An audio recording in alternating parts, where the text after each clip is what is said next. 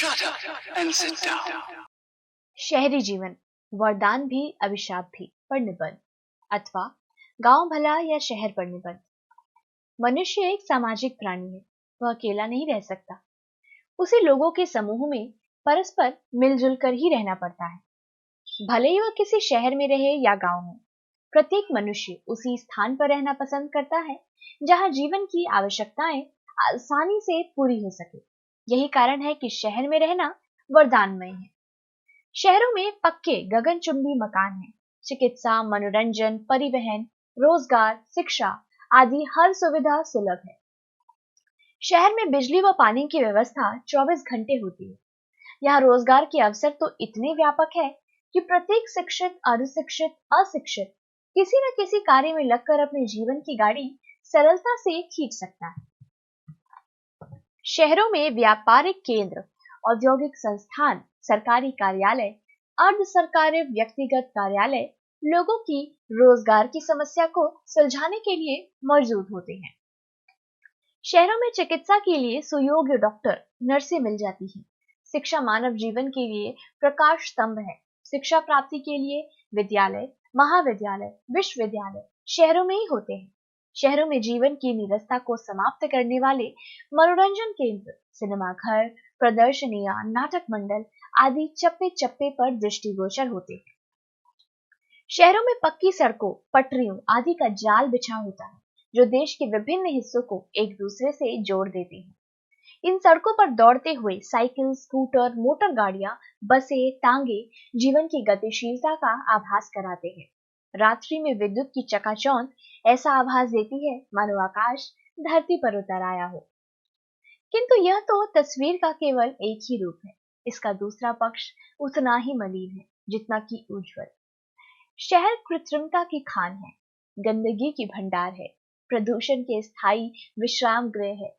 शहरी जीवन की भागम भाग में किसी के पास इतना समय ही नहीं होता कि दूसरे के सुख दुख में साथ निभाए। हाँ, औपचारिकताएं अवश्य निभा दी जाती हैं। शहर में प्रत्येक व्यक्ति अपने असली चेहरे पर एक मुखौटा चढ़ाए रहता है। आवागमन की सुविधाएं भी वातावरण में प्रदूषण का जहर उगलती है। यहाँ की प्रमुख विशेषता है जो लोगों के शरीर को व्याधि मंदिर बना देती है। भले ये सही है कि शहरों में बड़े बड़े भवन, अट्टालिकाएं होती है, किंतु वे नसीब कितने लोगों की होती है। शहरों में रहते हुए कई लोगों को तो झोपड़ी तक नहीं मिल पाती क्योंकि आवास अत्यंत महंगे होते हैं। दुर्घटनाओं के जितने भी समाचार सुनने में आते हैं उनमें से अधिकांश तो शहरों में ही घटित होते हैं। यह शहरी जीवन का अभिशापमय रूप है। इस विषय में प्रसाद की ये पंक्तियां पूर्णतः सही है। यहाँ सतत संघर्ष, विफलता, कोलाहल का यहाँ राज है। अंधकार में दौड़ लग रही मतवाला यहाँ सब समाज है। अब आइए ग्रामीण जीवन की ओर भी दृष्टिपात करें। गांव में स्थिति शहरों के विपरीत है। गांव में बड़े बड़े मकान दिखाई देते हैं जिन्हें मकान कम और मिट्टी के घेराबंदी कहना अधिक उपयुक्त प्रतीत होता है।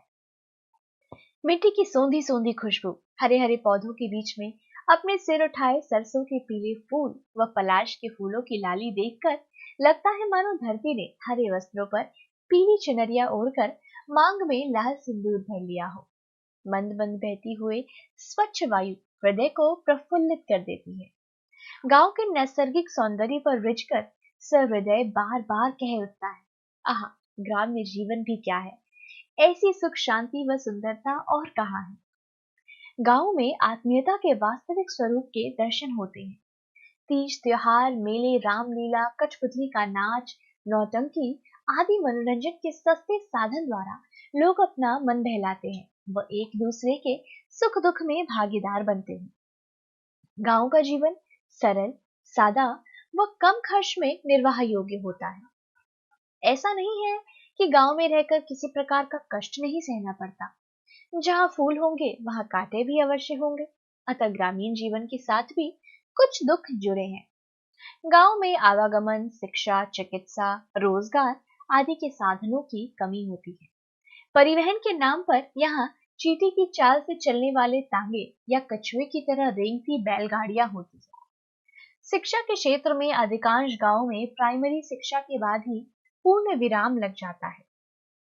प्रायः गांव में प्राथमिक चिकित्सा केंद्र ही होते हैं, जहां चिकित्सा की सुविधाएं गधे के सिर से सींगों की भांति गायब होती है। गांव रूढ़ियों, अंधविश्वासों के भी गढ़ होते हैं।